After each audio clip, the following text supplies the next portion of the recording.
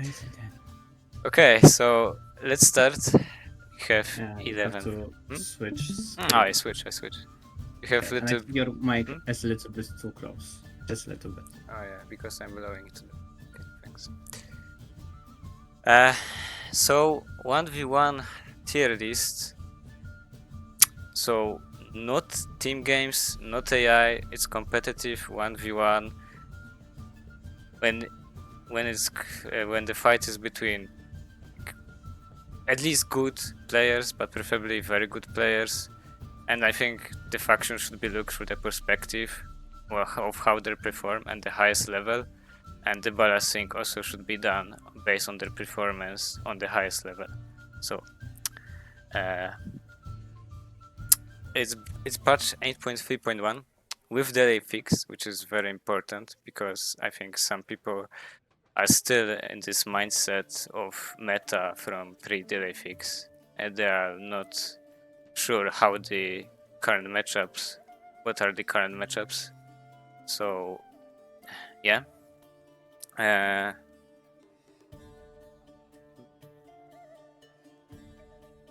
Oh yeah, it's important to note that currently, unfortunately, due to delay fix, but also not only delay fix, but some bad balance decisions and some negligence in terms of addressing some issues, patch is not very balanced, and maybe not every second game, but every third game tends to tends to be very matchup dependent. So it's often match games are decided not by skill, but simply by matchups, which is not fun. And for that reason, many players also dipped Age of the Ring to wait for the next patch. Yeah. Okay, I think it's time to jump into the factions. Maybe I forgot to say something. Maybe I should say something. Nah, I think it's good. Let's go. Okay. Gondor. I think it will be one of the 2, maybe 3 controversial factions. But Gondor, in my opinion, Land of Stone belongs to the A tier. So there been some discussion in community about Gondor. Maybe not as much of the discussion, but community has been expressing their opinion that Gondor is underperforming. As patch progress, it has been more and more common, although there hasn't been much of the discussion about Gondor. I think the only discussion we had about Gondor was then Havo created balance post on Age of the Ring server, and that is it. In my opinion, Gondor is not a bad faction. It's not underperforming faction. It's actually quite a solid and even strong faction, and that's why it's A tier. So why Gondor is so good? First of all, it's easy to play. Well, it's easy to play, but if you are ranking on the factions on the base of the performance when they are played by the best players, then why should it matter? Well, it's important because your micro is finite. Is that the word in English? It's not infinite. No. Yes. And the less you have to negate the maluses you have in your own faction, the extra mechanics that developers put on your faction, the better and the easier it is for you to play. So it is important if faction is easy to play even on the highest skill level. Finite? Yes? Okay, thanks, Devil. We have native speaker in chat, so. Secondly, Gondor is supposed to be like this jack of all trades, master of none. But at the same time, Gondor really excels in few areas, but he doesn't have any disadvantage really. So in which areas? Yeah, hello, Omen. So Gondor excels in few areas. First of all, early infantry, late game cavalry, Swan Knights, probably one of the best late game cavalries. Then you have one of the best archers in the games, mainly Ithilien Rangers. Obviously, considering how quick the game ends in this patch, you will really get Dolamrov or even Ithilien Rangers But they are there. Those tools are there. One of the best archers, one of the best cavalry units in the game. Yeah, but most important is that early infantry.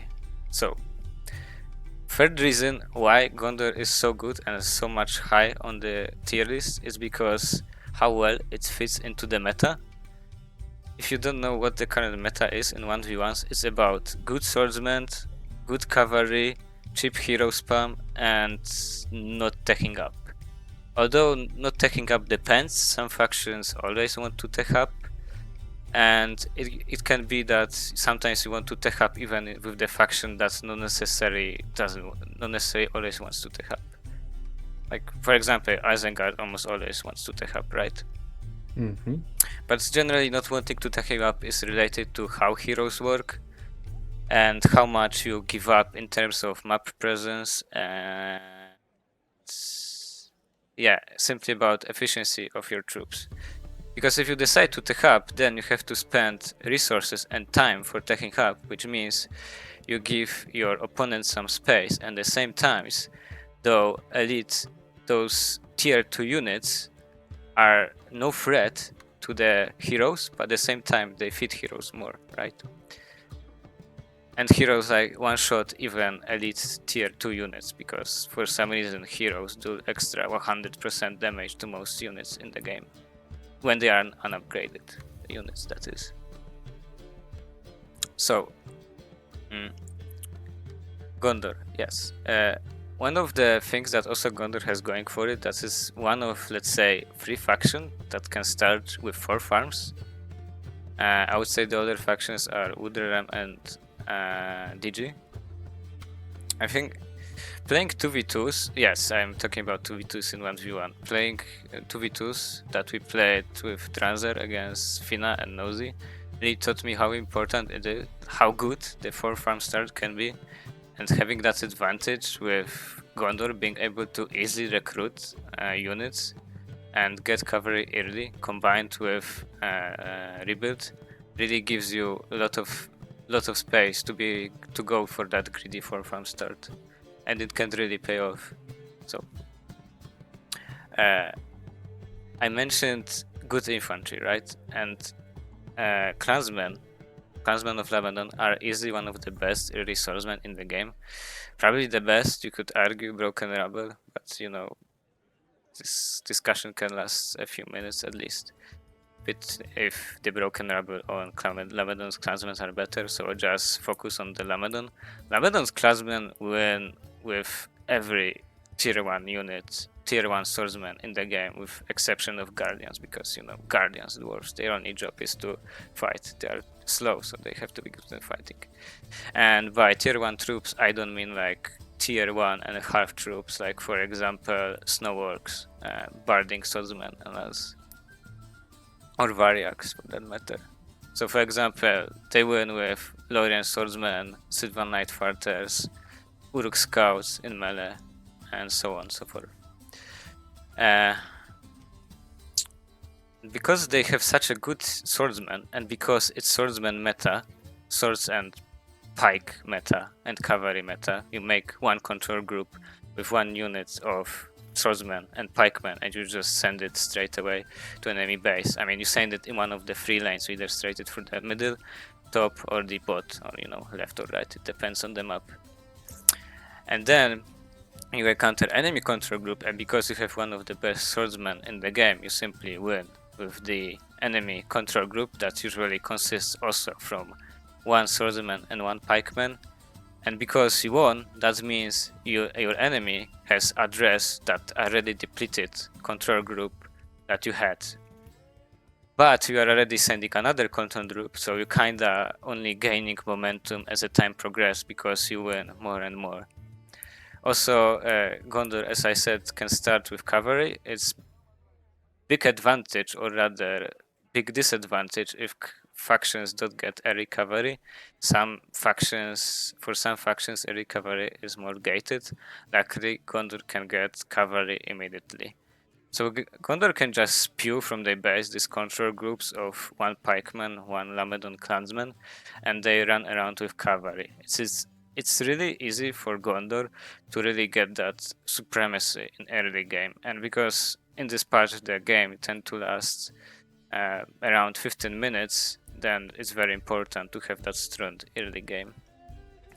Also, as I mentioned, it's not taking up meta, and although Gondor already have very strong swordsmen, they can get even more strong swordsmen without having to taking up, and they can do it by getting Forlong and recruiting Rosarnach Axemen. Like, Rosarnach Axemen absolutely melt everything, so it's even more difficult for your opponent to answer to your control groups, because now you have one Linker Pikeman and one Rosarnach Axemen, right?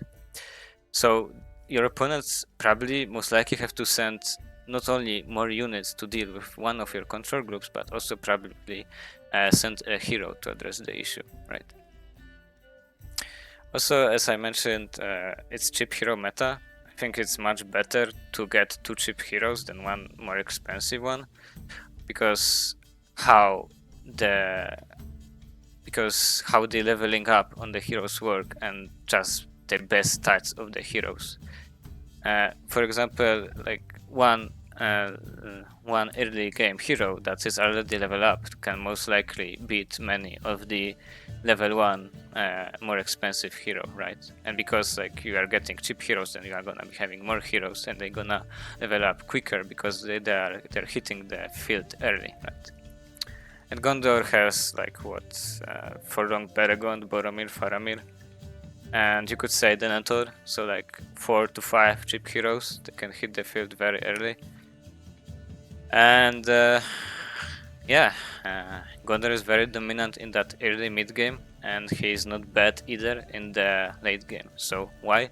Because they have one of the best cavalries in the game. As I said, they have Dolamr of Knights, and they have Gandalf. Gandalf is one of the best heroes in the game, one of the best factions leader in the game. And what important is about Gandalf, you see, it's cavalry meta, but it's also mounted hero meta. So you can kinda address the problem of cavalry harassing you by sending pikemen. But it's really, you technically could do the same with mounted heroes harassing you. But first of all, mounted heroes are more difficult to catch because, you know, they are a single entity, they don't get stuck, and they do far more damage to the buildings than cavalry, even elite cavalry.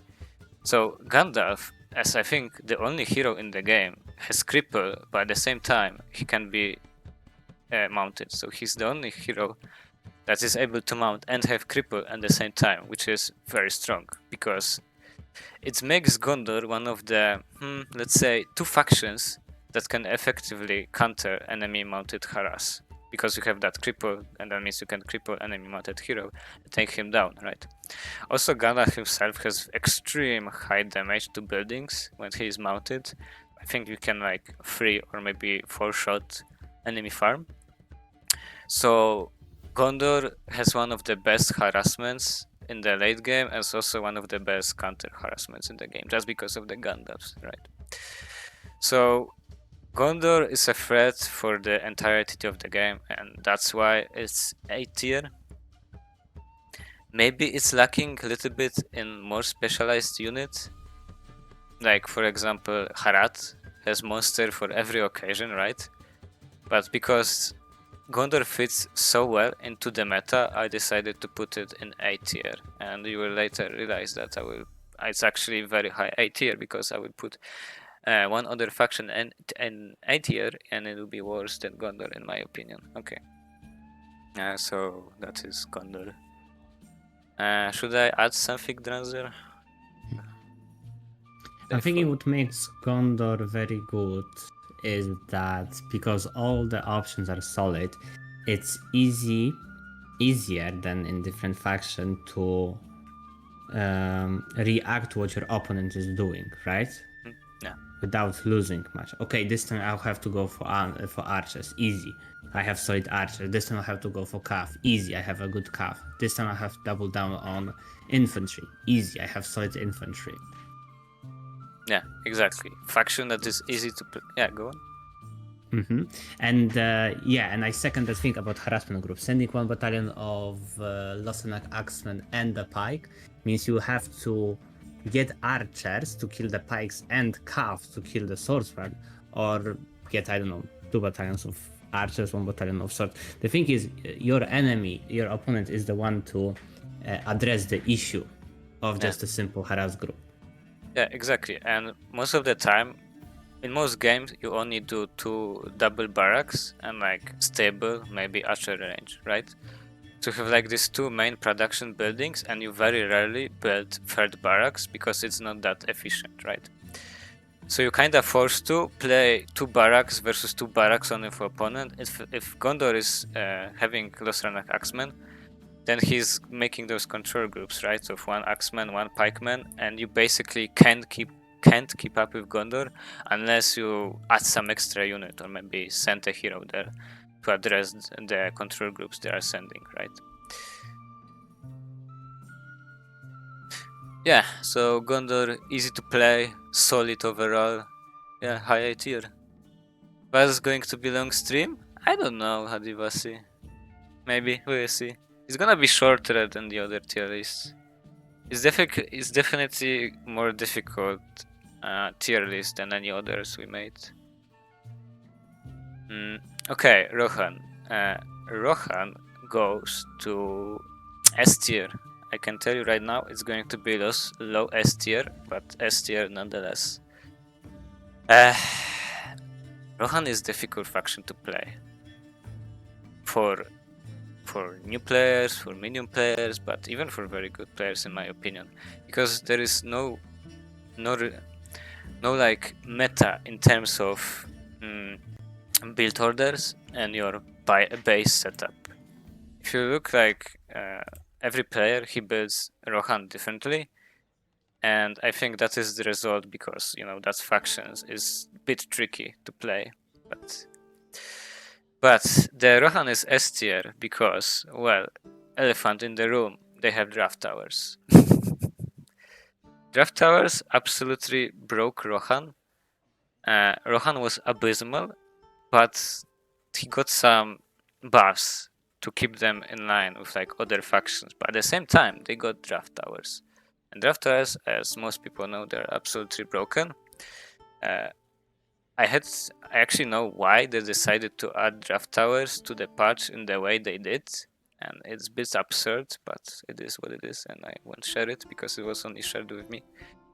And yeah, draft towers basically allow you to play Rohan without stables, without archery range, and you could say without barracks, right?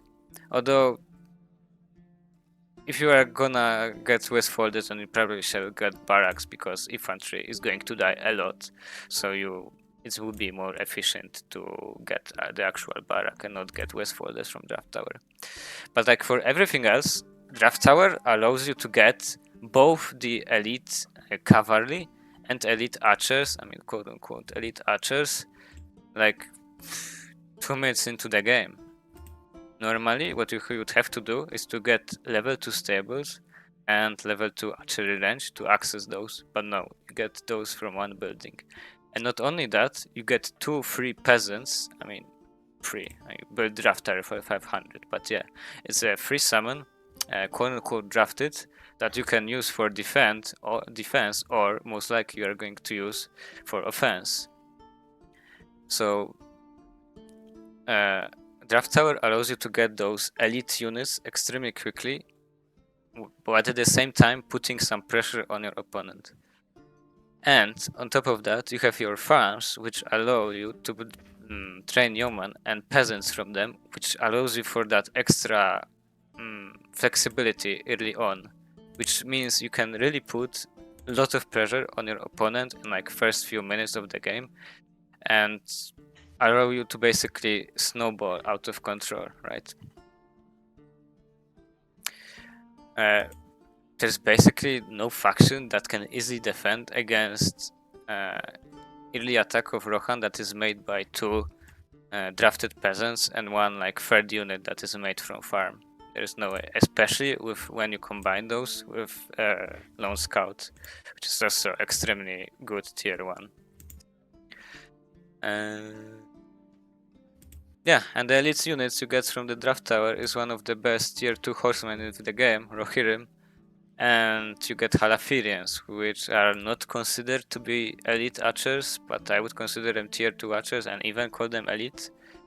I did the math on that, and the DPS of Halaphirians is only by about 11-12% lower than the DPS of Rohirrim's horse archers, which are far more difficult to get and far more expensive than Halaphirians. So, you know.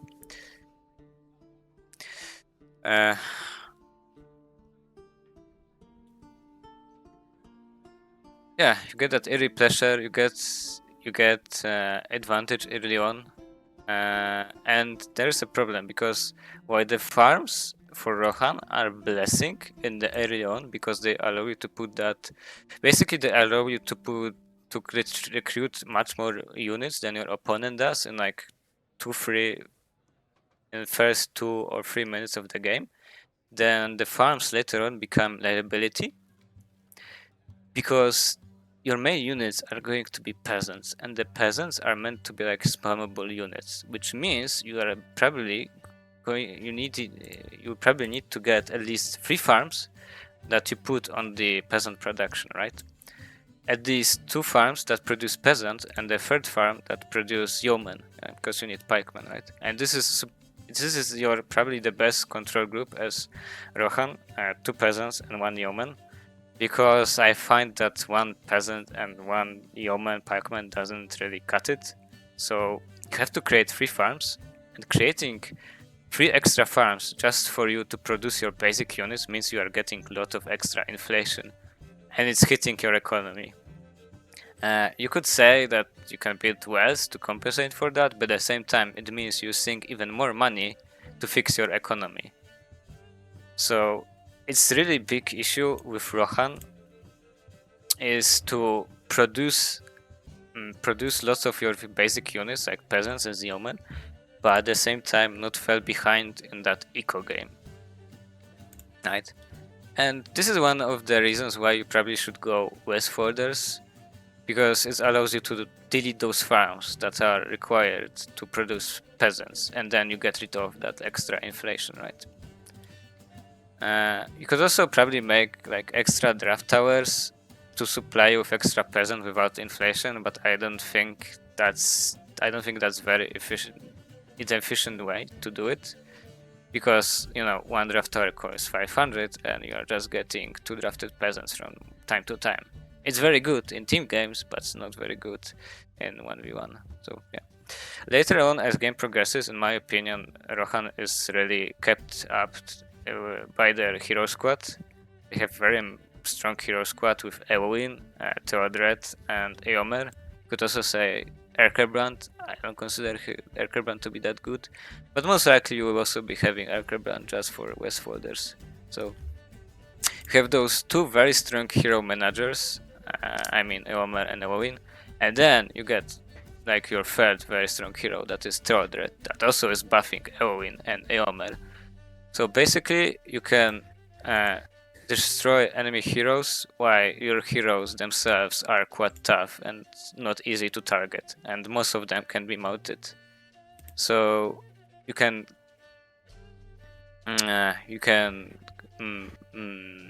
have advantage in that hero game. It's, as you know, when the game lasts longer for 15 minutes, then it's all about heroes, unfortunately. Unfortunately, Age of the Ring is a bit like a MOBA. You send your units in the 3 different directions, right, middle, left or right, and then you have heroes running around, and it's basically who can get the better hero management, then he wins. Is most likely to win the game. So yeah, I think that is it for Rohan. Next patch for Rohan will be very interesting with draft tower nerfs, cav damage to building probably nerf as well. Also, Rohan has one of the very cool and easy to get hero squad. Yeah, their heroes are mostly cheap and quite strong. So, although I think nerf to the hero to the cavalry in future won't be that as impactful if they don't nerf heroes, because the heroes are the biggest damage dealers even when it comes to mounted harass, right? Because it's difficult for cavalry to clamp around buildings, so you just get hero and they do much more damage than the cavalry can ever deal. So yeah.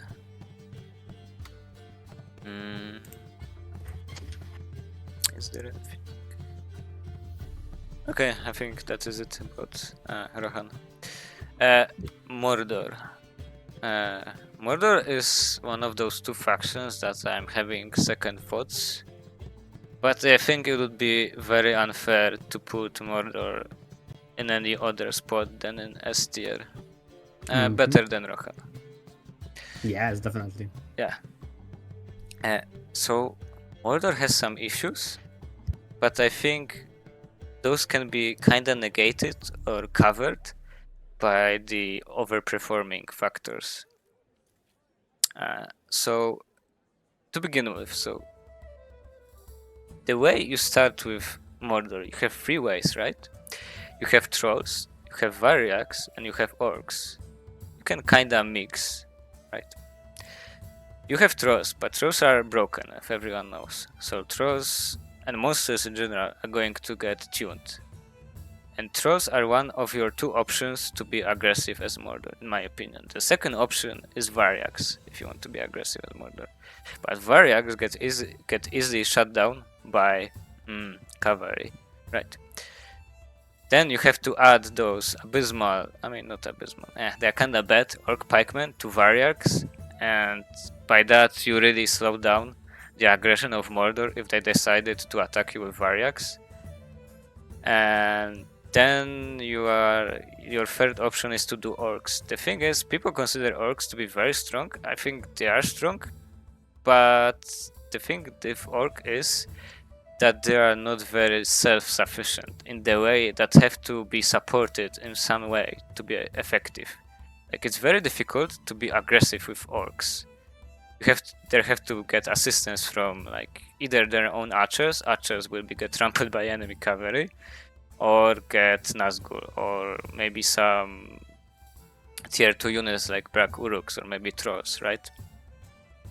So there is going to be a problem with Mordor, perhaps, in another patch, when it will be very difficult for Mordor to be aggressive without Trolls, and with variacs that are easily being shut down by enemy cavalry. Then you are basically left with orcs, but it's difficult to be aggressive with orcs, right?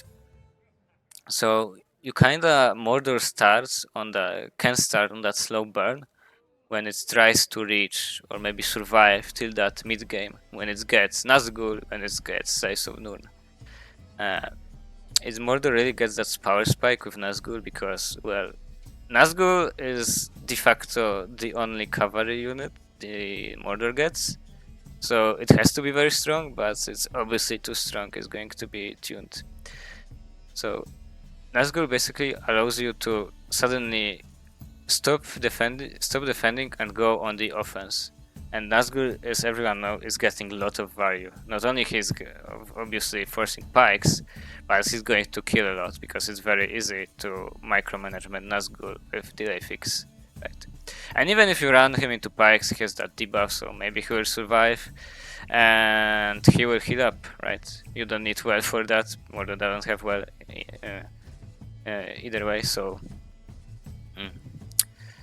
yeah, and then you get industry, and you basically just win by having better economy than your opponent.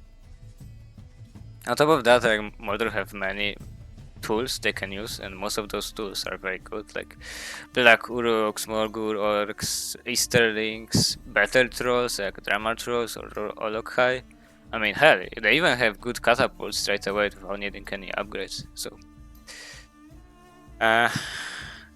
the problem with Mordor is that found out during this patch is the struggle with hero management, and it's also some other people also realize that, because how you are going to kill a hero of your opponent, right? With your own hero, or with elite archers. But elite archers are mostly shut down by cavalry, so you're left with heroes. And the problem with Mordor is how little heroes they have, quote unquote, on the ground. Because they have 2 Nazguls that are pretty bad in melee, and extremely good at trampling, right? So you should keep them mounted. That usually means you have 2 heroes dismounted, Mouth of Sauron and Shagrat, maybe Moloch. But that's usually 3 heroes against like enemies, maybe 4, maybe even 5 heroes they have, because Nazgûl are not going to be in that fight, right? And don't tell me that Gorbak is a good hero management. He's not. When he usually appears, he simply dies, and he can manage like multiple heroes of the enemy. On top of that, he is micro heavy, so I don't think he's simply worth it. So you basically have to deal with enemy heroes somehow as Mordor, and it's the issue the Mordor struggles right now, and it will probably also struggle with a new patch, although as we know, the Morgul Vergat will get option to be dismounted, and Morgul Vergat is quite good at managing enemy heroes, so we'll see how it goes. Also, I need to mention Witch King. Witch King, as I think many people know, is not a great faction hero. He's quite not faction leader. He's not the best faction leader, but there's been new, and I mean quote unquote new, and in my opinion not too fun meta, when you mount your entire hero squad as Mordor, including not Gorbak, Gothmog, and you just round around killing farms. Because you have, what, 5 mounted heroes? That's very effective. And it means your opponent can just focus your base and force those big fights where your opponent has hero advantage, right? So that new meta, I mean quote unquote new meta for Mordor, when just around and around with heroes, is very effective as like masking your issue, your hero management issue as Mordor. What else?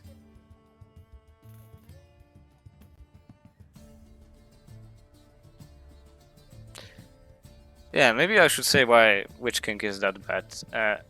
Witch King is extremely good at killing armies because he has that large splash, but I don't know if you guys notice, he has a very slow attack speed, which makes him very bad hero management, very bad like hero manager, although he has that Morgul Blades, which allows you to cripple opponent and reset his abilities, which is obviously amazing.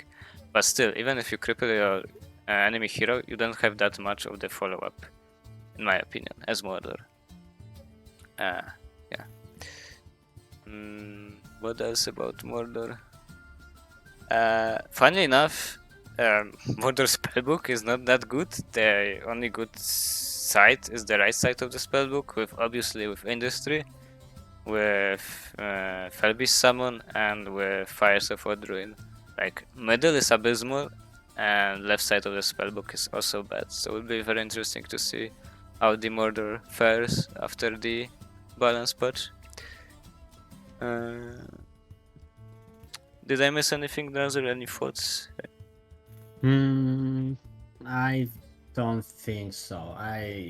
Yeah. Mordor has a lot of things that are busted this meta. Industry, Nazguls, and Trolls. Yeah. And that Mountain Hero Squad that is so cancerous.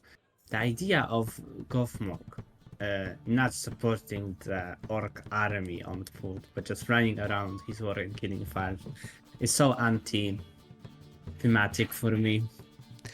I hate this. Yeah, I hate it too. So you have that hero. Yeah, go. Also, I don't think Witch King is that bad. You can't just rush him, and so think, oh, just amazing hero, it's gonna work out. You have a lot of tools to support him via Nazgûls and Fortress Upgrade to make him strong. But people are, I think, so used to, especially in team games, just rushing heroes, rushing faction leaders, right?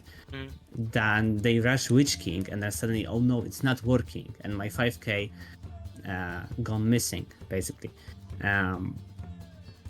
But if you think about it, the game should be about progressing from step to step, not just rushing, immediately OP stuff like Helmingas. So it kind of makes sense to make Nazgûls, upgrades, and then Witch King. And then Witch King is not that bad. I mean, on paper he's quite good, but in the reality he touches enemy clump of heroes and units and he suddenly dies out of the bloom. Especially when he uses Steel of Angmar and suddenly everyone realizes, oh, it's not normal Nazgûl, it's Witch King. It's basically 5k your enemy just spent. So he's going to get focused and easily killed because he's extremely squishy despite being that fighter hero for 5k. So we are just best mounting him and running around with him, which is very, very annoying and I think a bit counterintuitive. Yeah, some issues, but Mordor has so many strong things that they definitely deserve their spot. Isengard. Isengard is another S tier faction, in my opinion, better than Mordor. So Isengard is absolutely brainless faction, in my opinion. After like 8 minutes of the game, you have to sweat a little bit at the beginning as Isengard, but over time it gets easier and easier. So when you start, you one of those many factions that get early access to cavalry, right? Your stables are only 500, so I wouldn't get it.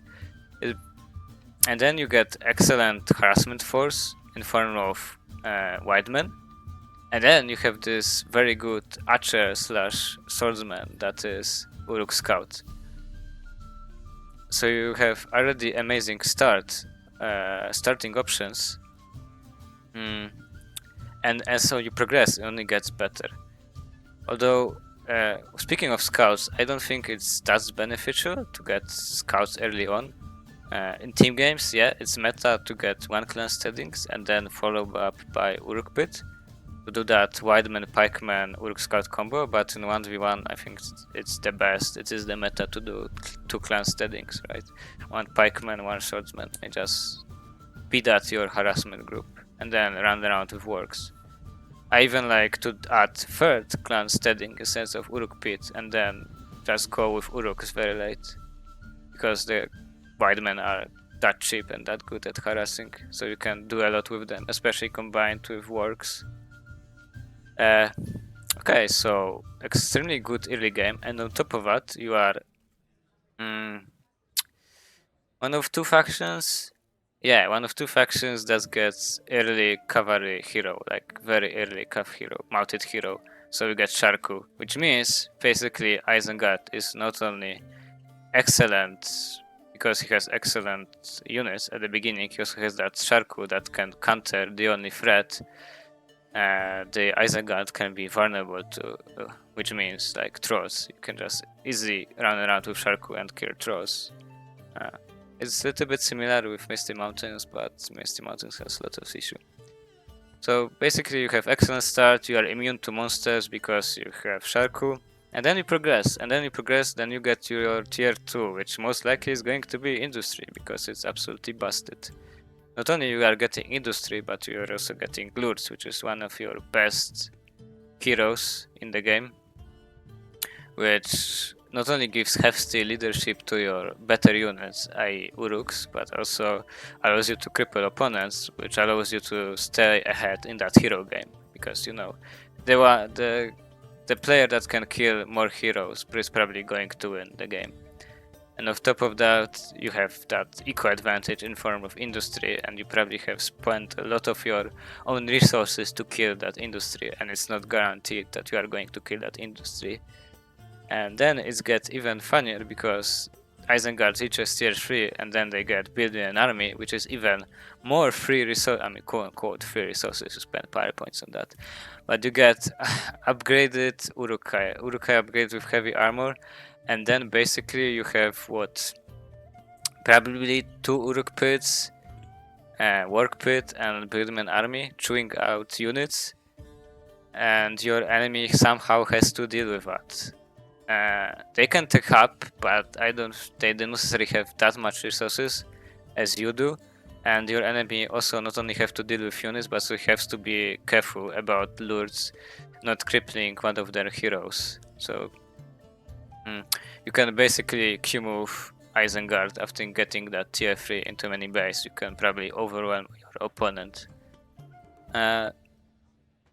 What is very important, and people tend to forget about that because I think simply how quick the game ends in this patch, is how cheap the Isengard can get upgrades.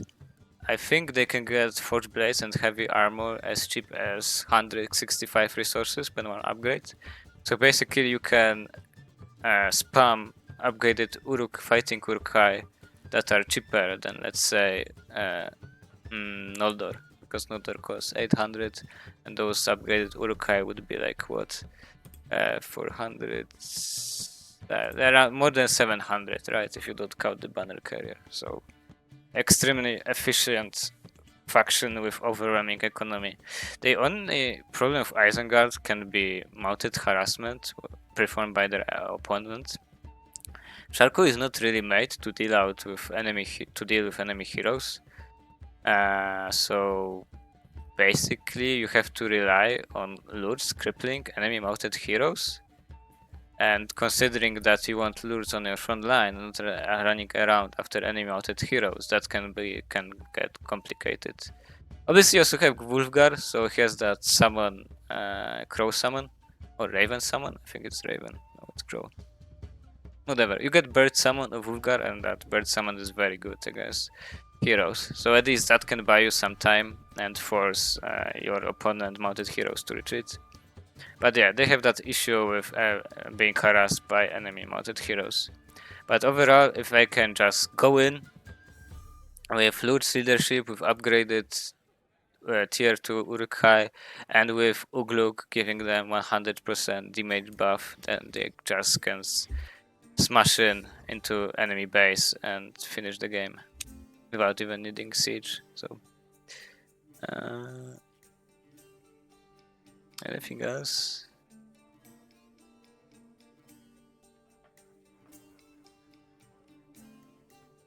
Oh yeah, I forgot, you only get those fighting Uruk-hai for very cheap and straight up upgraded with Buildman army, but also you get Berserkers, which for some reason deal more damage than most heroes in the game, are very cheap and are limited, and they are fast. So yeah, amazing.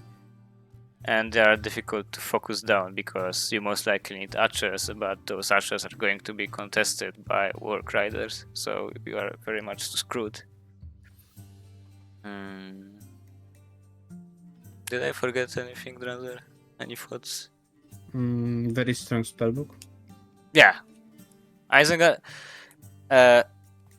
So we get that industry, which is probably one of maybe the best power in the out of spellbook and out of every spellbook in the game. On top of, but every spell in Isengard's spellbook is actually decent, you know. It's not like Mordor's spellbook in which most spells are underwhelming, but only like industry is very good. In Isengard's spellbook, most of the spellbook is very good. So even when the industry is going to get nerfed, they can rely on the rest of their spellbook. All this, I imagine, this is how it will look in the future. Okay. Anything else, Dranzer? I think that's it. Oh yeah, I would just mention that Dunland is useless and you could completely take out Dunlanding the Longhouse and Isengard wouldn't suffer whatsoever. But Conquest, the anti-spam potential of downlending units. Then bro, Berserker with radius attack of I think 15 says hello. But Conqui, the elite cav from Danlands. Sharko with his leadership and heavy armor says hello. But Wolfgar Crow, someone that can kill heroes. Actually, you should get Wolfgar because you should hero spam, because that is the meta. So you'll be getting Wolfgar anyway. Leave Wolfgar alone, but you can completely take away the landing longhouse and it will be fine. Yep. Oh my god, it's Lorien time. Cheat. Oh god, maybe it's easier to start on good things that Lorien have. Okay, now that we are done with good things, let's talk about bad things in Lorien.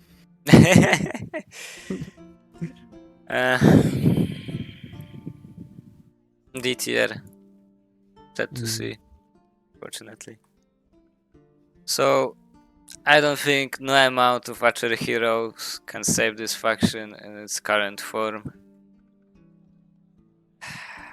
Overall, simply very inefficient. Everything your opponent can do better, and the tools Lorien has is simply not meta. Right? Okay, let's start from the beginning. So, Lorien has hard time going with cavalry. Are you writing to me, Dranzer? No, that's don't worry about it. Oh, never mind. So he has hard time going into cavalry because for some reason the stables are more expensive by 100 compared to like stables of other factions, because usually stables cost 500. Then you get your infantry, your swordsmen are not very good. I mean, they are still elven unit that can pack quite a lot of punch, but they are very inefficient. Then you get your pike, which is one of the best early pike in the game, but it's pike. Pike is the worst type of the unit in the game because they are only good against covering your units from cavalry, so that's completely useless. And then you have your archers, which are also very good archers, but at the same time it's cavalry meta, so your archers are going to be contested by enemy cavalry, which means you are probably not going to make that much archers. So normally you do those control groups of 1 swordsman, 5 pikemen, but those are very inefficient on Lorien. It basically makes them not be very efficient compared to other factions, because the swordsmen are inefficient, the pikemen, yes, they are very good, but they are still pikemen, so what's the point? And yeah, also the issue is with long recruitment time of Lorien units, which usually means that you have to go for cavalry because you need to get cavalry for obvious reasons, but if you go cavalry, it's very difficult to get enough infantry to the field to even push, right? Because you are spreading your time and resources for like 2 types of units, the infantry and the cavalry, which usually means while you have cavalry, you don't have, for example, you don't have that second unit of pike to cover your first unit of swordsmen, right? Or maybe archers. So basically, which makes Lorien have very difficult time to come out from their base and attack opponent. Although against evil faction, the factions that have spammy units, Lorien can do better than against factions that have like quality-based units, because they can just do lanterns volley combo on, like, let's say Downland or goblins or orc warriors, right? They can just ignore them and send their units straight to the enemy base, and they can deal with enemy units by using that lantern volley combo. But yeah, I think that's the main issue with Lorien, the inefficiency of their units. And you can say, oh, they have 2 archer heroes. Yes, that's true. They have 2 archer heroes, and 2 archer heroes are very strong, as everyone knows. But the problem is, because your front line is so inefficient, you have to help your front line with archer heroes. But at the same time, if you are helping your front line, then you are not focusing enemy heroes. So it's kinda difficult for Lorien to really do anything, because they throw everything at their opponent and their opponent can just shrug it off. The only cool thing that they get 4 very cheap hero, right? Rubir, Orofin, Haldir, and Idril. But those heroes don't have that much hero presence. I mean, Haldir, Rumil have, but Orofin and Idril not really. And even if you progress to the higher tier of units, it's not getting better because you are getting Pathstalkers. But Pathstalkers again are not very efficient because they get easily swarmed by the enemy units. There are only, what, 8 Pathstalkers per battalion, right? And despite having high stats, they simply get overwhelmed by enemy units that are more numerous. And then you can get Galafrim, but guess what? Galafrim are archers. Which means they're going to get contested by cavalry. And if you combine them with pikemen, that means you have to do very heavy micro to keep them together, the archers and the pikemen. But the thing is, if you keep them together, that means the archers, the Galdrim, are susceptible to enemy melee units, right? And if you, let's say, switch them Galafrim to melees, then again they are very inefficient in melee because they almost lose to Anorian swordsmen. So basically the only good unit Lorien has is Handmaiden. Handmaiden from Sanctum, but the problem is can Handmaidens really carry you as hard as, for example, as Isengard Berserkers? Not really, that's not the case. And also the other unit from Sanctum, I mean Amruf Knights, are well known by the community to not be the best cavalry. I think they are solid, but I think they are overpriced. So that is it. Another inefficient unit the Lorien has. So what else? Oh yeah, the buildings are extremely squishy, and although you can get like upgrades to make them tougher, that it's kinda ridiculous that you have to pay extra cash for getting rid of the maluses your faction arbitrarily has because reason, right? What else?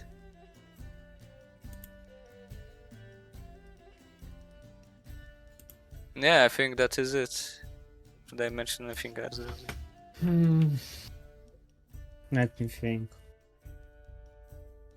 Tier 1 calf locked behind expensive building. Tier 2 calf locked behind expensive building and CP coast.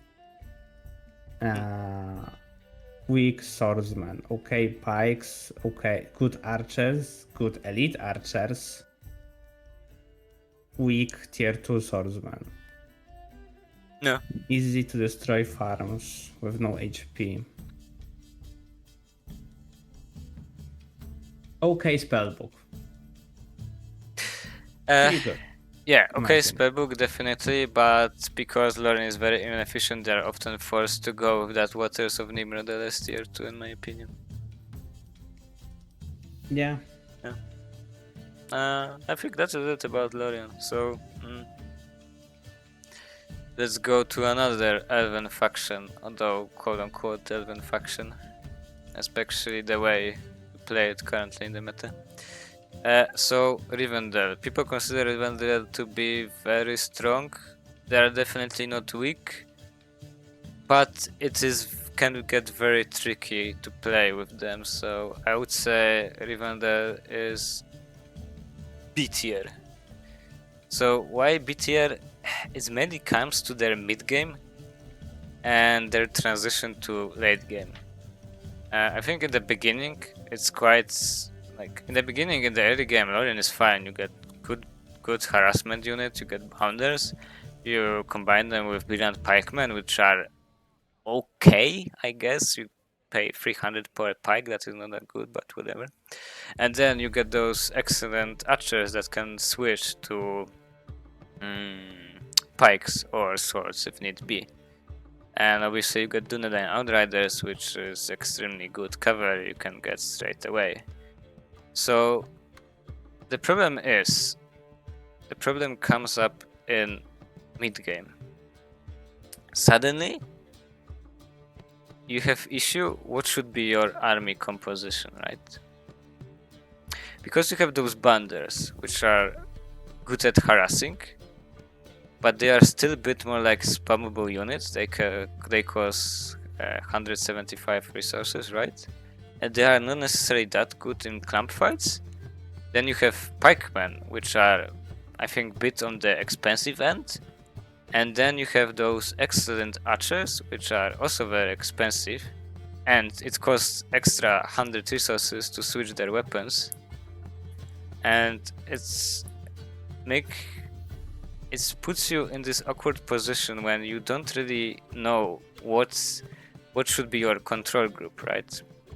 Because if you make like bounders and brilliant pikemen, that's not enough. Then you should probably add Dunedain. Maybe you swap up the bounder for Dunedain, but suddenly that control group, it costs you 800.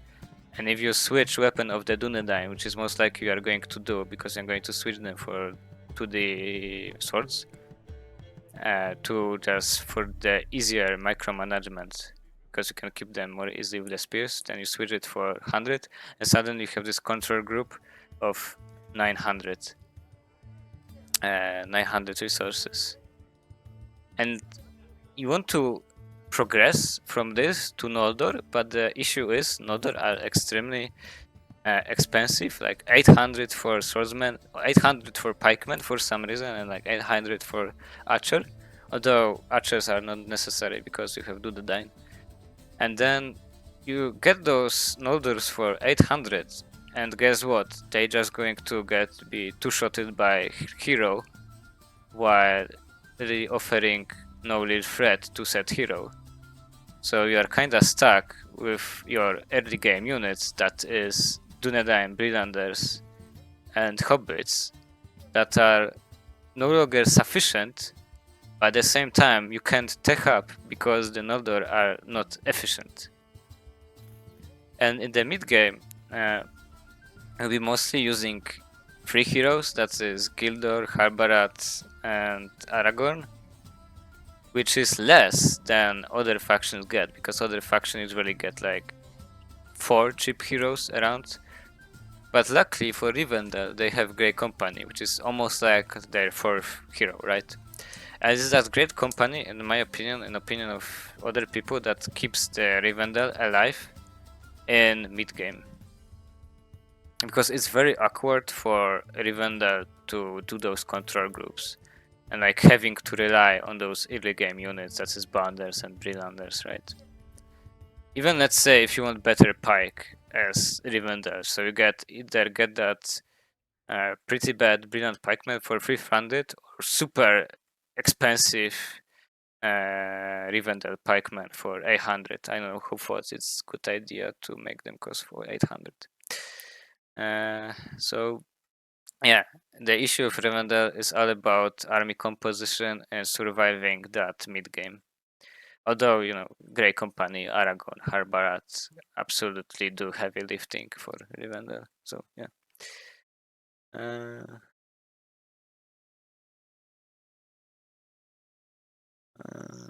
Anything else, Dranzer? Mm-hmm. I mean, I can say they don't get range siege, but that's whatever. I would love to get Rivendell instead of Gondor, but that's just my preference. Mm-hmm. Sure. So I would like switch the places of Gondor and Rivendell on the tier list.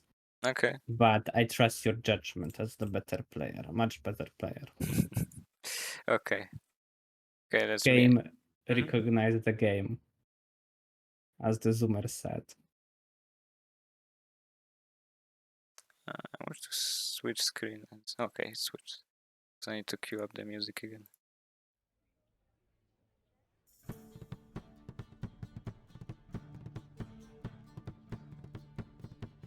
Okay. Another faction, Erebor. Wait, did the screen switch? It Yeah, should be switching. waiting for game, it says. Yeah, it switched. Okay.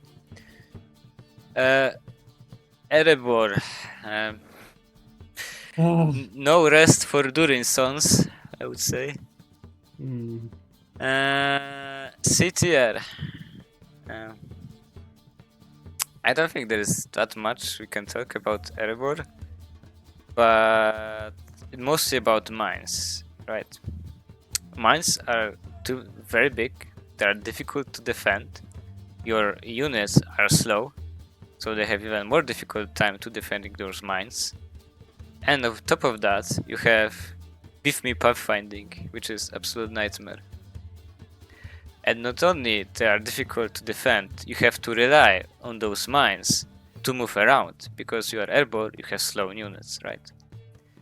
That means you have to spend extra time sending your builders to build forward mines, which means you are behind in the eco game.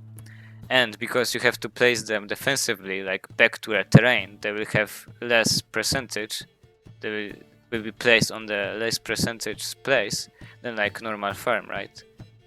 Which means you have those farms that are very difficult to defend, but they are vital to your faction, because otherwise you can't move around, right? The other thing, Erebor doesn't get access to early cavalry, because they get what? Battle wagon, and battle wagon costs 500 plus workshop costs 600, and then those two things also take time to build, which means the Erebor is forced to play without cavalry at the beginning, which is tough, especially in the current meta, right? So yeah. Erebor is quite unique because they have two ranks, right? The Iron Foot and the Oaken Shield. And I would say it is more meta to go for Oaken Shield. So why is that? I think it's... The only reason is that Lake Town Pikemen you get from the assembly. As I said, the Pike is the worst type unit in the game, but it's extremely important unit to cover you from cavalry, right? And you want that unit to be as like cost efficient as possible. For some reason, Lake Town Pikemen are as tough as Loyal Pikemen, but they deal a little less damage, but they cost a lot less, right? The difference is 250 to 300, right? So this is usually why you go for the Oaken Shield, in my opinion, for that very good pikeman.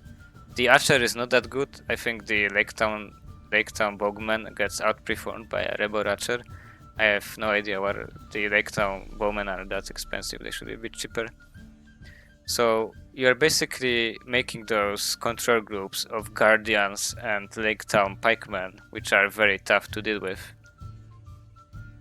And then by the time you are making those control groups, you're probably having that battle wagon on the way, which means you will be contesting enemy archers, which means basically the guardians will have free reign and they can go in and absolutely destroy your opponent, because guardians are untouchable in melee, right? If you go Iron Foot, why you go Iron Foot is because you have those extremely good heroes. And you usually go Iron Foot when you are going against faction that likes to brawl a lot. Those tanky factions with good frontline, like let's say Dol Guldur. Because while Erebor has very good frontline, they also need heroes to support this frontline against like other very good frontlines. So yeah, if you go against some factions, DG, Misty Mountains, and some others, you go for Iron Foot, and you get those excellent heroes. Then you don't get pikes, you Lake Town pikes, but you can do well enough with those Guardian Phalanx for 300. Also, when you are going Collecta, you are going Oaken Shield, it allows you to easily tech up with your assembly, because you'll be having assembly, right? If you go Iron Foot, you are not making assembly. You are only making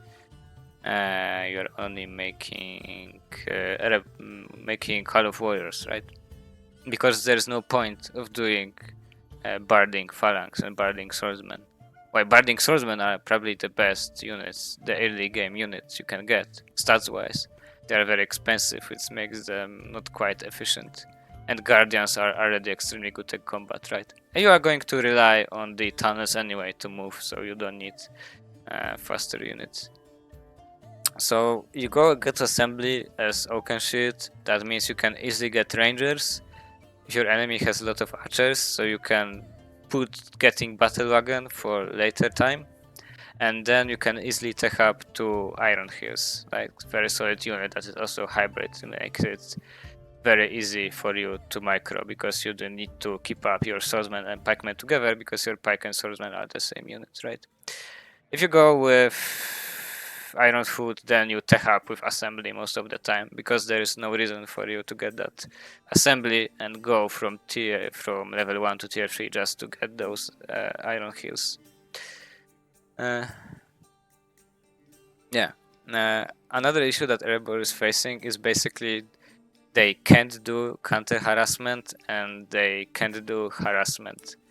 The other good thing about the Oaken Shield, is that you get some sort of harassment in form of Dane, Lord Dane, because he can ride on his pig, right, and just harass any farms or do whatever. If when you are on defensive and you are defending against, you're going on the defense and you're defending against mounted heroes harassment, then you only have cripples from Philly on the Oaken Shield side and cripple from Gimli on the Ironfoot side. So Erebor, despite being that late game juggernaut, can still struggle in the late game just because they're getting harassed by mounted heroes or by cavalry. Although they can deal with cavalry because they have tunnel collapses. So yeah, I think that is it. Anything else? Is it? No, I think that's okay. When the mines will be reduced, hopefully Erebor will join the B tier or low A tier. Yeah, I expect it to be like B8 tier probably, so that's good. My favorite fantasy race is gonna get some recognition. Misty Mountains, another faction that is using tunnels, and it's another faction that goes into C tier. Oh boy. The only thing that saves Misty Mountains from being D tiers are the monsters. Because Misty Mountains doesn't have anything good except monsters. So you have 4 things you can do as Misty Mountains at the beginning: trolls, Wolfkern, goblins, or Mountain Orc Lodge, right? Trolls is no-brainers because trolls are amazing and overperforming in this patch, although they are going to get nerfed, hopefully, probably. And that leaves you with those 3 other options if you don't go for it, or it's going to be nerfed in the future. Let's start with Wolfkern. Problem with Wolfkern is that you are getting work pack, which are known to be one of the worst cavalry units in the game. They can harass quite well, but the reason you are getting cavalry is to trample your opponents, right? Also forcing pikes, but trampling your opponents. And if my early cavalry can't even trample, it's like decelerating on 1 battalion of enemy units, then that's bad. And the damage of the work pack whilst trampling is also abysmal. Usually you need at least 3 or even 4 tramples with work pack to kill enemy units. And it creates the issue because you have to put a lot of micro to kill that one unit with your cavalry battalion, which should probably only take 2 tramples to kill enemy units, right? So, and then you have those on tier 2, you get Gundaba Wolf Riders, which are, well, they feel like, I don't know, some cavalry from Beef Me 2, very slow, not very good. Okay, so that's cavalry. Okay, so goblins or mountain orcs. If you start with goblins, you are probably going to make at least 4 caves, right? Because tunnels have 5 slots. You are making 4 caves, and you are making the Snow Orcs Lodge as your 5th building, and then you make a pike out of that, right? And then you have this control group of four goblins and 1 snowwork pikeman. So the issue is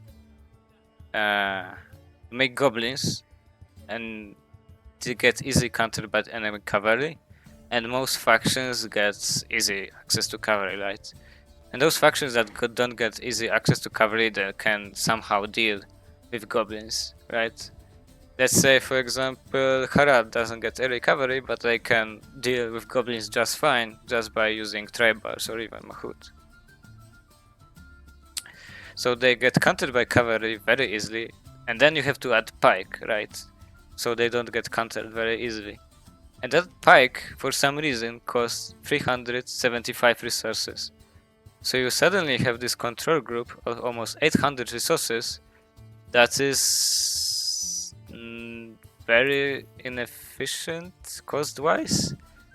Because you have those goblins that, well, they can harass quite well, but when they have to face off other units, then like the blobs of other units, they start to lose a lot, and they lose a lot from the of their performance, right? Because yeah,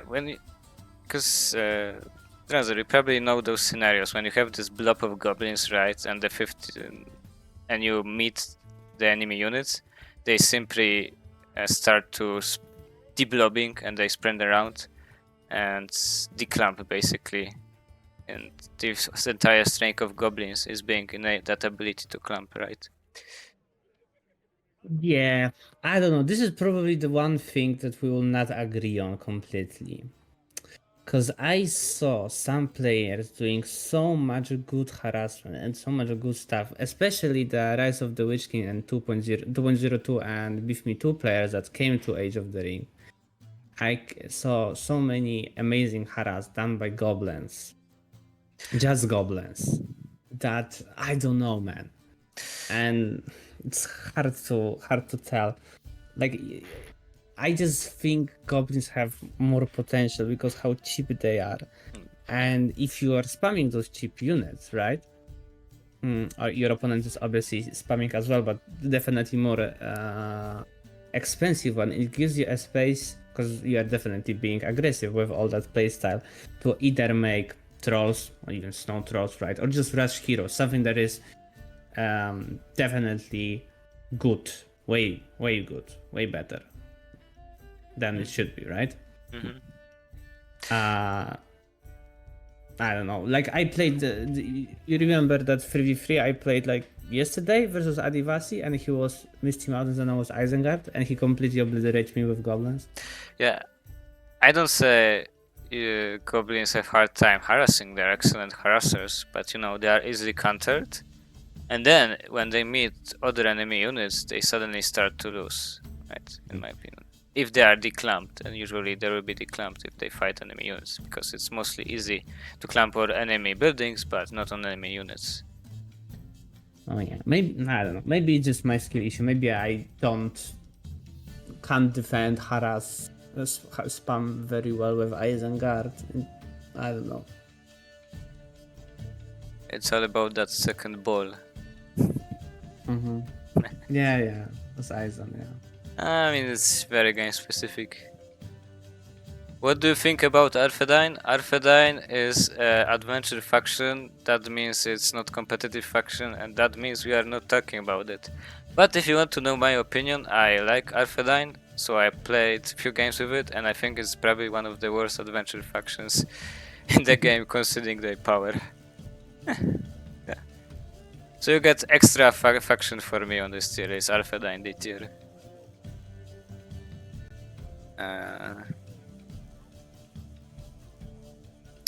Is it Harat or Woodrunner should be next? I have no idea, but it doesn't matter.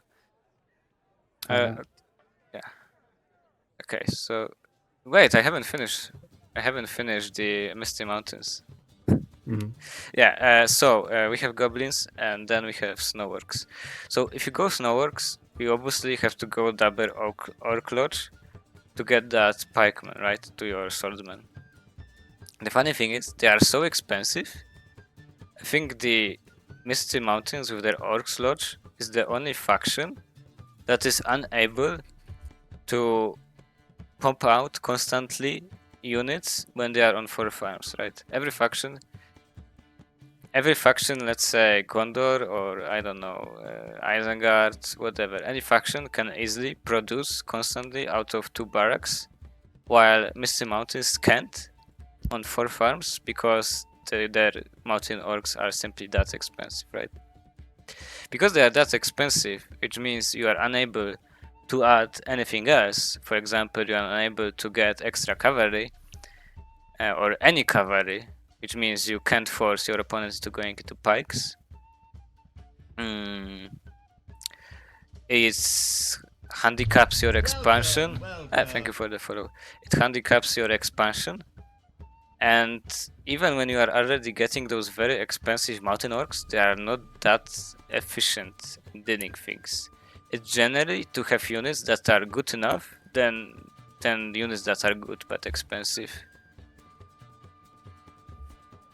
So in the end, even if you use those snow orcs, which are very good in the right situations most of the time, the situation that they are very good, it's not happening because your opponents will simply have number advantage and they like this tactical advantage of having multiple type of units. Let's say they get cavalry, but you don't get, and they don't have to produce spikes because you are not producing cavalry, but because you don't have enough money, right? And they produce units faster, so in the end you basically have to commit to snow orcs when you are making snow orcs, but they don't really cut it. Yeah.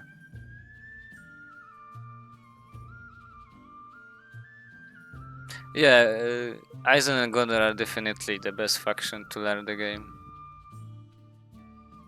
What else? I think it's important to talk about non-existent late game of Misty Mountains, because basically they don't get late game units. The late game units are monsters and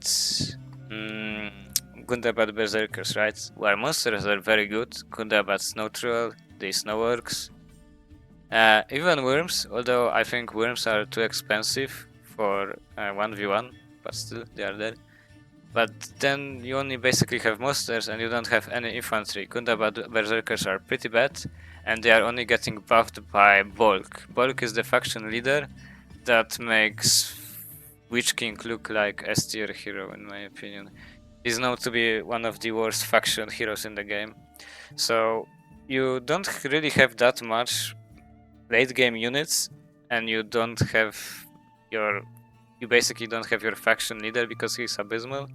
So you have to make do with like 3 heroes, 4, maybe 5 if you have a lot of cash. That is Musgash, Urshak, Lak, and Gonfibur.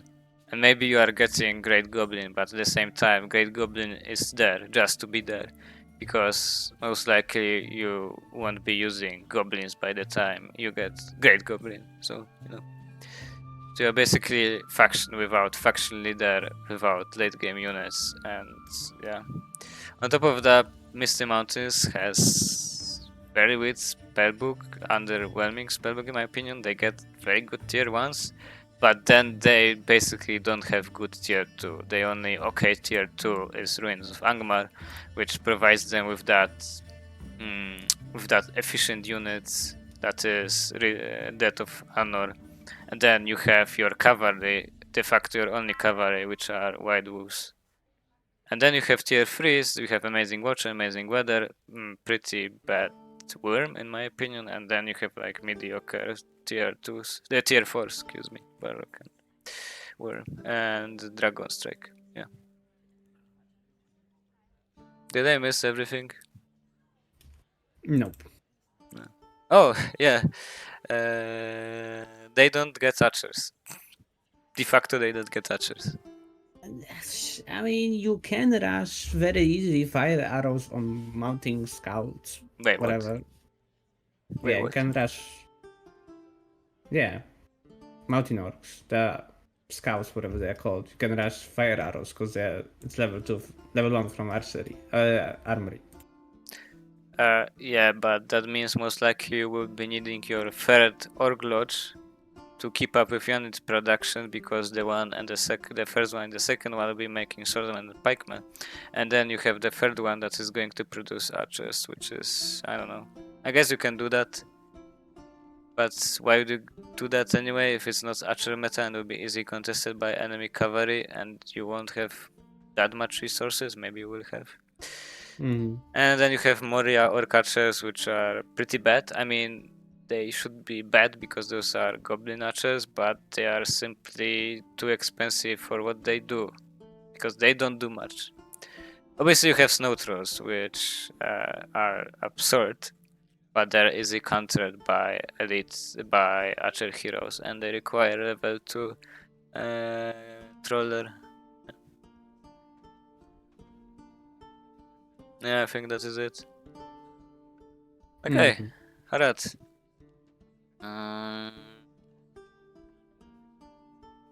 Harad is 8 tier. Wait. Okay, let's leave it like now, because I'm wondering if it's like I prefer Erebor or Misty Mountains, but let's leave it like that for at least for the time. Is it better than Gondor? Yes. I prefer Gondor. If I would choose, I think I would choose Gondor. If I had to play Gondor versus Harad matchup, I would pick Harad every time. I would pick Gondor. Okay. Okay. So Harad is extremely good, but what's holding Harad back is the lack of early cavalry. And when you get that early cavalry, you get Harondor riders, which are pretty damn bad. And that is usually the reason the Harad players rush Serpent Guard, because they need some sort of good cavalry. Of course, you have very strong start with tribals. Tribals are very good, and then you have Makuts, which are absurdly good, but Makuts can get easily countered by cavalry, and then you have to pair them with tribal spearmen, and they kinda lose part of their power, that is mobility. And on top of that, Mahut are quite susceptible to archers, and you don't get cavalry early on, so you can do a lot with just tribals and Mahut, but still lack of cavalry really hurts you. So,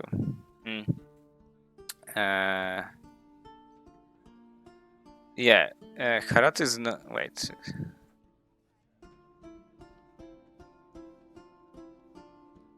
Oh yeah, I touched previously, I think, when I was talking about Gondor. Yeah, about Gondor, that Harad gets monsters on every occasion. Yes, they do get kind of monsters on every occasion, especially that early flyers they can get, which are, getting early flyer early on is extremely good. But I think the pavilion is too expensive to start with it, because it's cost 800. It probably should be as expensive as it is, because that early flyer you can get. But yeah, you can try to do that. I don't recommend it. The monster should be more of the mid game, late game play of Harat. And when you want your cover, you have to wait for Serpent Guard. What's good about Harat is their heroes, as everyone knows. You can get that Sudedan and Kasamir mounted, and they can basically harass enemy economy to death, because mounted heroes are difficult to counter, and they can get them early on.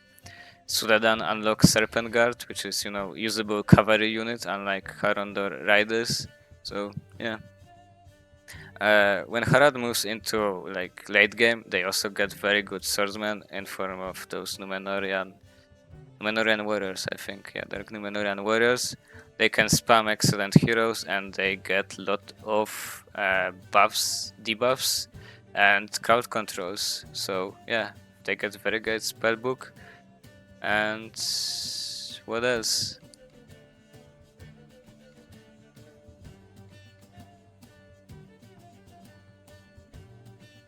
I don't know, there's not much to talk about Harat, it's just overall solid faction, I feel like. Mm-hmm. Yeah. Immediate access, almost immediate access to very good archers, because you will go mahouts, because Yeah. mahouts are very good. So you have ability to go for the what are they called? Dart Headhunters? blowers? Headhunters. Headhunters, just so good. And level 2 poison, let's fucking go. They will get level 2 because they're archers. Yeah, they Now, get... poison damage. Yeah, although poison doesn't do that much, unfortunately, maybe fortunately. Yeah, but it's cool. Yeah, it is good, definitely. Oh, the only minus, I mean, kinda... It's kinda complicated. They get that caravan for the upgrades. And it costs more than the forge. So it's like difficult to time getting that caravan. But at the same time, you are getting upgrades for free. Although you have to work your units to that forge to get your upgrades, which is very annoying, so you're probably gonna buy a second forge anyway. And it's just a little bit of extra micro that is forced upon you by faction. You know. I don't know. Yeah, I think that is it. Harat overall strong, no early cavalry, so it's held back by it. Yeah. Wooderlam S tier, best faction in the game. One of those three factions, I thought I can go very greedy with Eco Start because they get Feredirs, which can defend themselves with. And overall, Feredirs are very good against factions that don't get cavalry. Then you have Sylvans. All the unit types you can get from one building early on, right? So you get cavalry, archers, pikemen, swordsmen from our building early on. Of course, you have to level up to level 2 if you want to get cavalry or pikemen, but that's not a problem, especially considering that you are getting that tier 1 vision from the spellbook. So you know what your opponent is doing, so you can just either go swordsman, or if your opponent is going cavalry, let's say opponent is going cavalry, then you can get that level 2 and get pikemen, right? Or cavalry if your opponent is going with some strong swordsman. So they are very versatile early on, and the Sylvan units are simply broken, maybe. They are faster. They're faster than any. I mean, they are not. They're faster than any like basic units in the game. They are on par with mahouts only because they have, I think, speed 65. Mahout also have 65, while normal units have 55, 50. And then they have very solid stats. They are not glass cannony. They win with most units. Their pikemen are also very good and very strong. So basically they can be contested by anything because you can contest fast units with cavalry, but pikemen counter cavalry. So basically you can run around with Sylvan pikemen unpunished. And yeah, it's not getting any better because they get one of the best early heroes in the game, a Taurian. And they can follow up with other cheap heroes like Feren or Galleon. Surprisingly, although like Sylvans are very good, they even get like very good elites in my opinion. Like Greenwoods are probably one of the best elites, and they get that advantage that they don't get the elites from the same buildings. They get their tier 1 units because. For example, you are playing as a Gondor, you have to level up that Gondor barracks to get your Anorian units, right? And that costs you time and resources. And for example, as Woodredam, you can immediately like build your elite barracks and start pumping out your elites without wasting any time. You can keep up that Sylvan pressure because you can still produce units from your barracks, right? On top of that, Greenwoods are very good because they get a little bit higher stats compared to other units because they don't get like normal heavy armor, right? And because don't they get heavy armor, they also get better armor against heroes because normal units get around 200% armor against heroes, and when they get upgraded, they get around 100% armor against heroes, right? Basically means the Greenwoods with their better armor are better against heroes, which makes them more efficient to get early than other elite units of other factions, right? Because you are not stopping your pressure because you don't need to level up your buildings. You get your buildings, elite buildings separately, and then your units can also withstand enemy heroes a little bit more, right? What else? One of the best spell books in the game. I think the only spell in the Wooden spell book that is a bit underwhelming is Elven Decree, which is basically a shorter scavenger.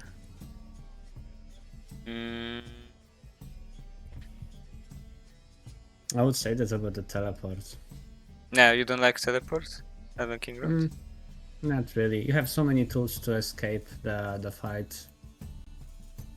Speed buff from Tauril, speed buff from Ferran, speed buff from units level 2. Yeah, and those your heroes are Elven heroes, then they will be faster anyway, so you know, you can make that argument that teleport is also kinda underwhelming. Okay, now we have a hot take in the comment section. Misty is a low STR? Oh, sure, buddy. Adivasi loves his Drake and his soup. Good soup. Good soup.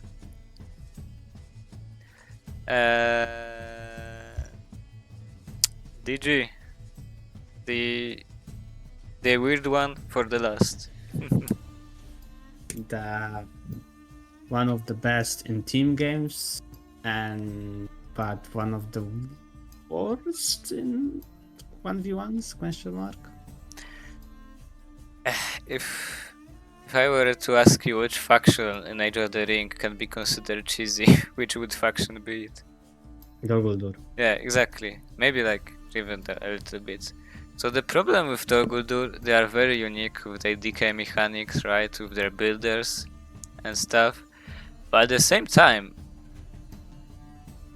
the unique mechanics they got, they don't work in Bifmi, I feel like. I would just put them safely in B tier behind Rivendell and explain. So DG is very cheesy. Why? And it's also very difficult to like gauge or rate. Why? Because you are restricted by DK, which doesn't allow you to play as you would with any other faction, which is basically handicapping you and kinda punishes you for leaving your base, right? That way, you kinda have to cheese by sitting in your base, getting some better units, some tier 2 units and heroes, so you can suddenly lash out your base or simply end the game, which is quite possible because your tier 2 units are one of the best units in the game, and your heroes are also one of the best heroes in the game. So basically how you play DG, you make some spiders to occupy the enemy, and enemy can't really do anything about spiders because spiders are anti-cavalry, which means the enemy has to do mounted hero to deal with spiders. As an enemy is occupied with spiders, you tech up, you get heroes, and then you simply most likely QA move on their base and you're most likely to win, unless you're very behind already. Yeah, if you survive early game as DG, then you get crazy power spike in mid game, and you are also very good in late game. So yeah, that's why I'm putting DG kinda safely there in the B tier, because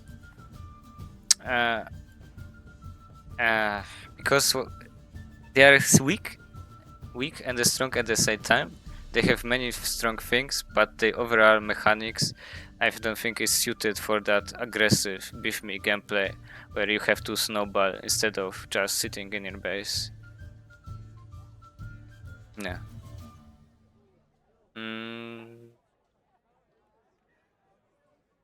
I haven't said much about DG, but I don't think I need to say anything more.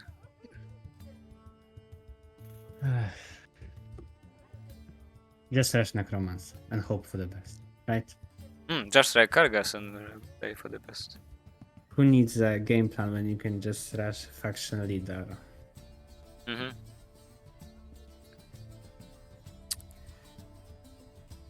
I don't know how long it took us. I think less than 2 hours. Very good time, in my opinion. I don't know. I kind of blitzed through it. At the same time, I can't remember everything. Anyway, that is my tier list for 1v1s in 8.3.1 with delayfix. We will see how the tier list changes in the next patch. We will see if the Age of the Ring team addresses or how they address issues such as cavalry, heroes, modern heroes, monsters. So yeah, it will be interesting to see how the tier list changes.